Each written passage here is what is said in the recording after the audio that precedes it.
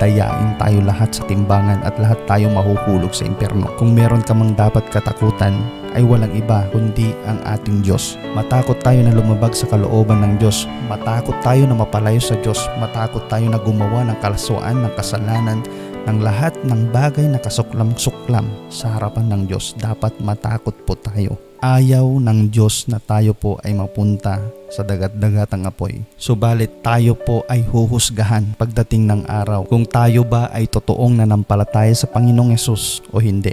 Kung tayo ba ay sumunod sa kalooban ng Diyos o hindi. Kaya tayo po ay napupunta sa impyerno dahil sa ating mga kagagawan na hindi po pumasa sa timbangan ng Diyos. Maliwanag po yun mga kapatid. Tayo yung gumawa, tinimbang lang ng Diyos. Pag hindi tayo pumasa, mahuhulog po tayo doon sa dagat-dagatang apoy. Paano po tinitimbangin ng Diyos?